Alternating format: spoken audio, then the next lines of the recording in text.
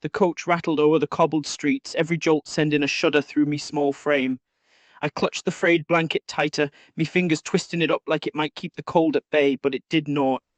The air inside was thick, stuffed with the smell of old leather, sweat, and something else. Something stale, like dust that had sat too long in dark corners. I didn't sleep. Couldn't. Me eyes burned, heavy as lead from the long hours of travel, but every time me lids dropped, the shadows outside twisted and stretched like they were watching me. Made me stomach churn, like something was lurking just outside. The coach lurched to a stop. Silence, then boots scrape on gravel. Me breath hitched. The door flew open, slamming against the side, letting a gust of damp air rush in, thick where the stench of mildew and bodies that hadn't seen a proper wash in far too long. I shrank back. A pair of hands, big and rough as old rope, clamped down on me arm, yanking me forward. I stumbled, me boots too big, legs short, but his grip was solid, didn't let go. Move, the man growled, hauling me out like I was naught but a sack of coal. The iron gates yawned open ahead, their rusted bars stretching up into the grey sky. When they creaked open, that screeching sound ran through me, straight to me bones. Beyond them, the workhouse loomed, stone walls streaked with rain, windows like empty eyes staring out of the gloom. Inside the yard, rows of boys stood still, heads bowed. Their clothes sagged off their bones, patched up but still threadbare. Some on flicked glances me way, but none spoke. I straightened me back, fighting the tremble in me legs. Mam's voice whispered in me head, "Don't let 'em see your fear, William. Hold your head high." A figure stepped forward, tall, stiff, eyes sharp like a crow's. The master. His lip curled as he sized me up like I was naught more than a piece of dirt stuck to his boot.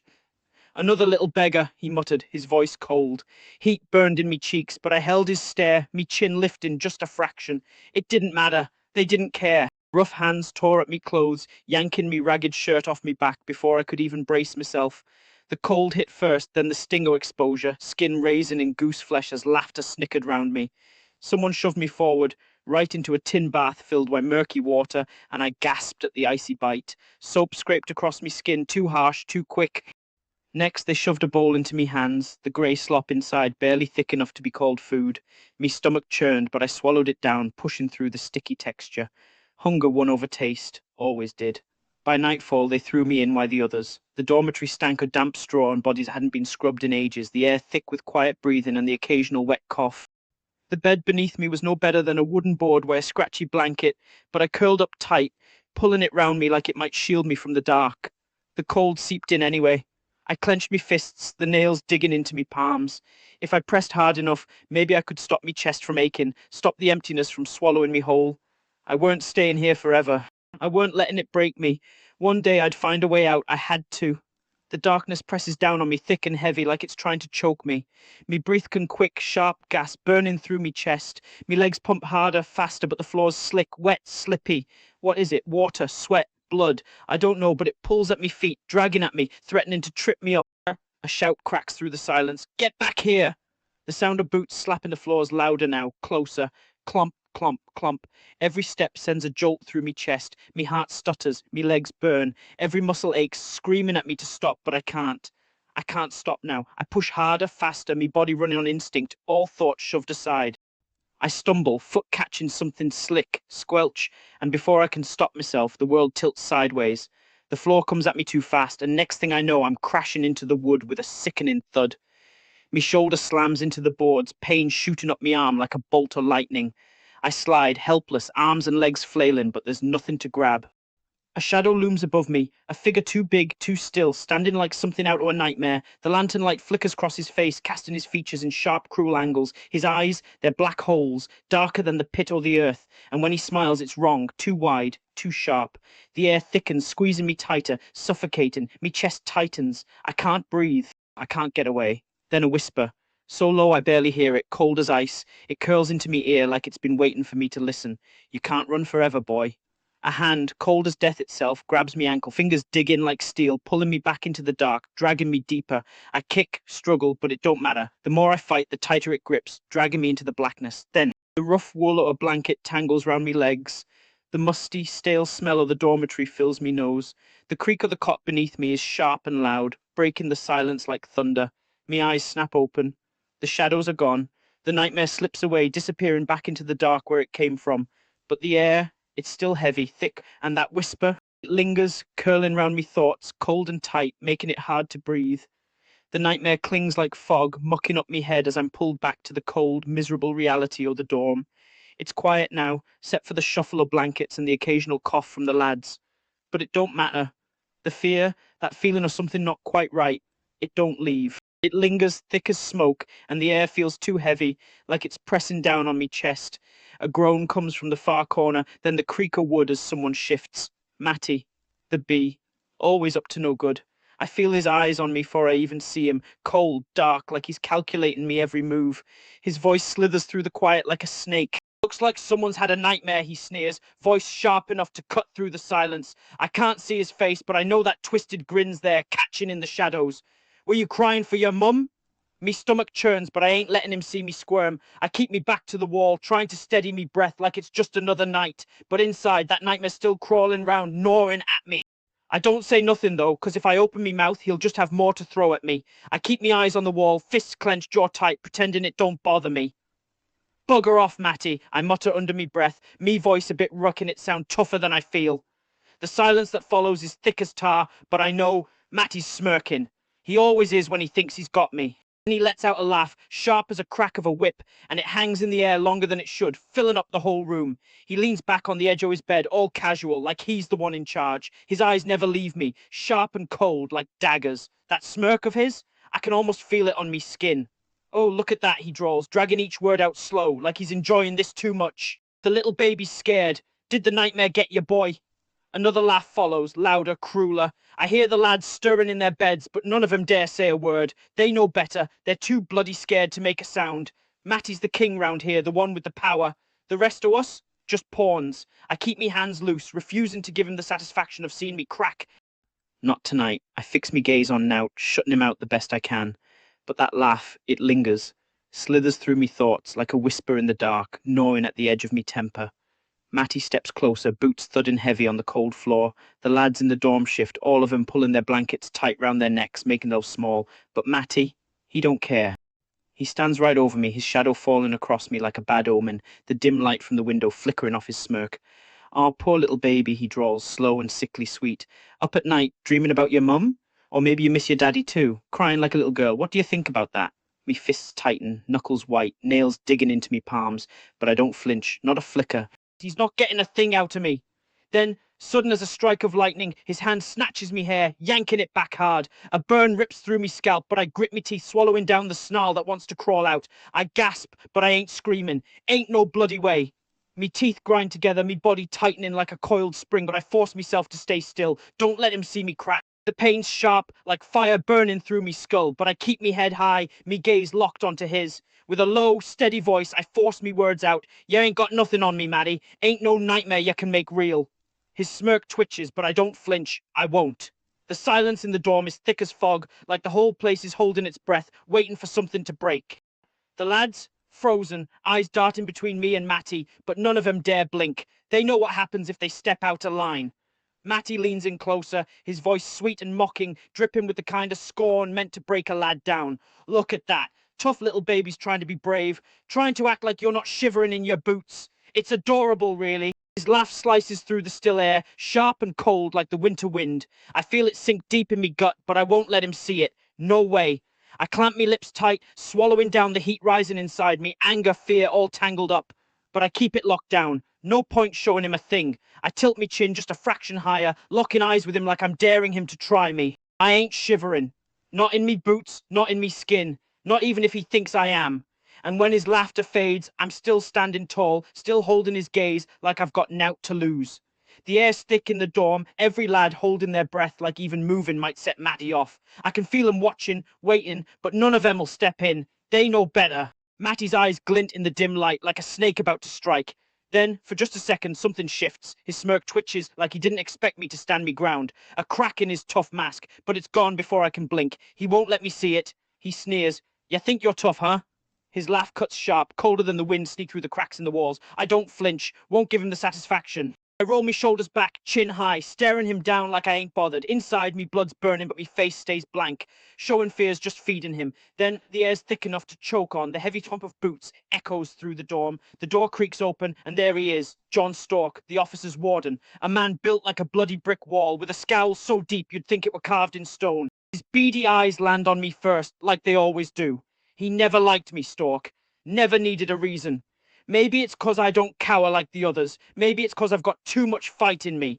Either way, he's never missed a chance to make me life harder.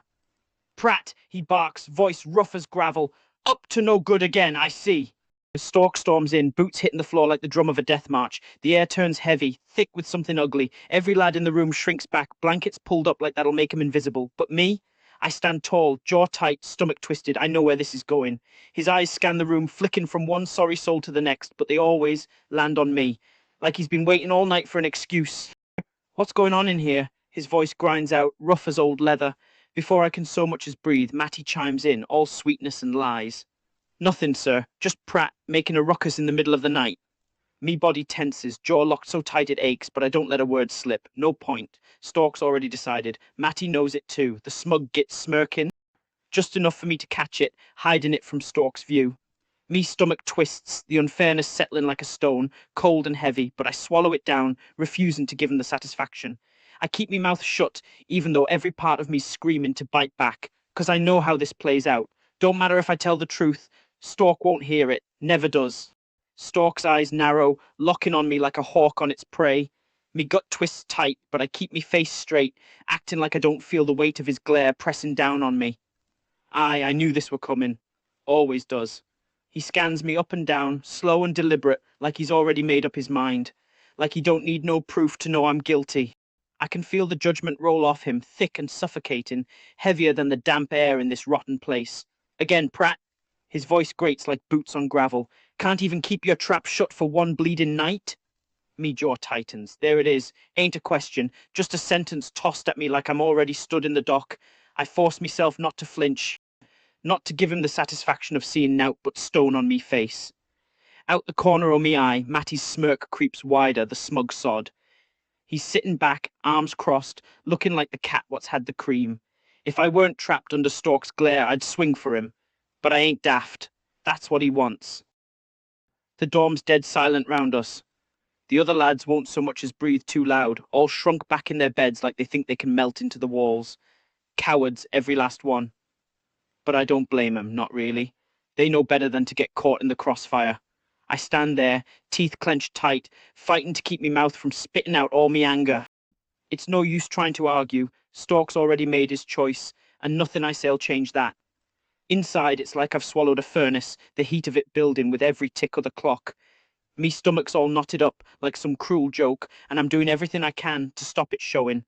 But the rage is there, pushing at the back of me throat, desperate to break free. Stork's glare burns through us like a bleeding brand, his beady eyes pinning us down like a bug trapped under glass. Me skin prickles like 1,000 tiny needles pressing in, but I don't move. Won't give him the satisfaction. His voice comes out low, like a growl, deep and guttural, like a dog what's ready to bite. A slow, sickly grin spreads across Matty's face, smug as ever from where he's sitting on the edge of the bed. The bastard's lapping up every second of this, like a cat toying by a trapped mouse. Then the git steps closer, leaning in, his face hovering just inches from mine.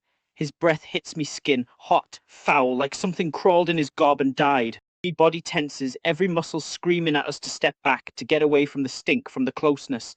But I stay put, me feet nailed to the floor like they're rooted in stone.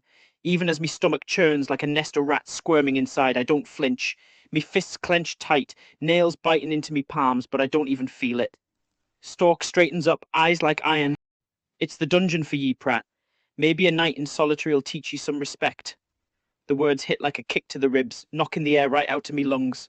For a second, me breath stutters. The dungeon. Cold, cramped, pitch black. A place where time don't exist, where ye sit in the dark, forgotten, while the walls press in on ye. The lads shrink back even more round us, melting into the shadows, like if they don't move, they'll disappear. Not one of them dares look us in the eye. Not one of them will speak up.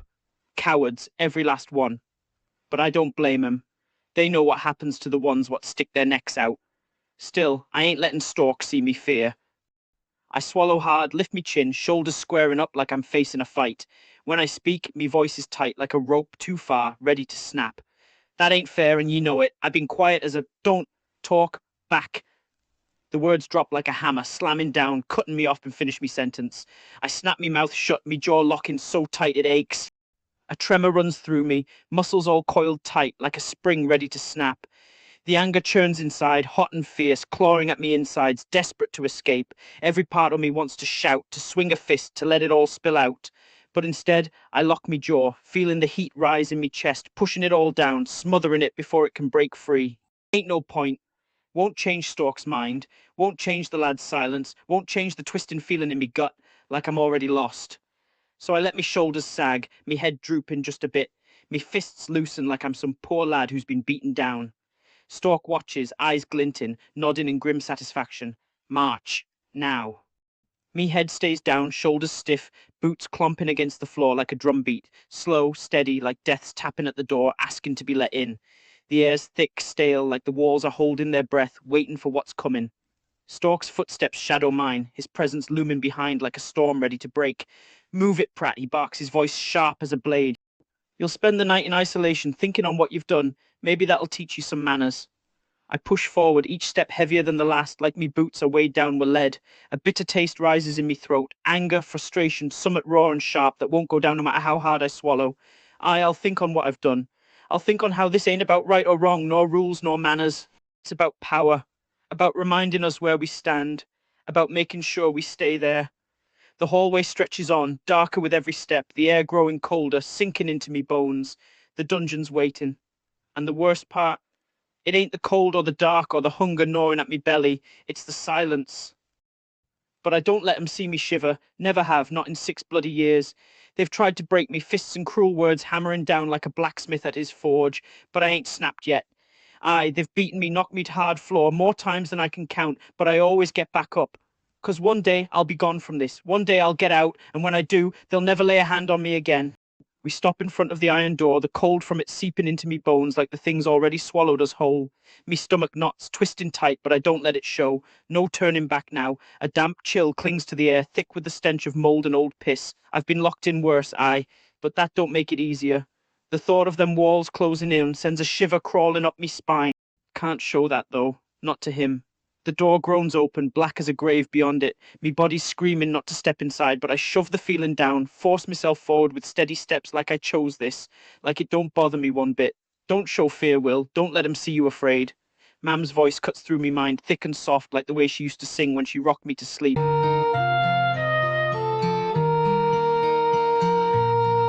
I cannot get to me, love, if I were deep. The water of time runs between him and me, and here I must stand with a tear in my eye, both sighing and sickly, me sweetheart to see.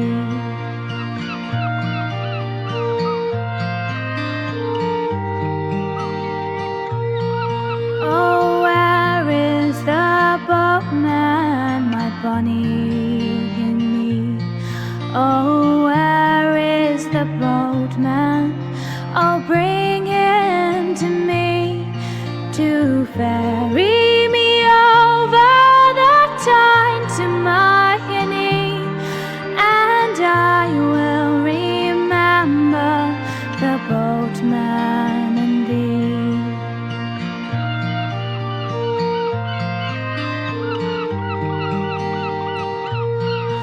Oh, bring me a boatman, I'll give any money, and you for your troubles rewarded shall be, to ferry me over the Tyne to my knee, or scull him across that rough river to me.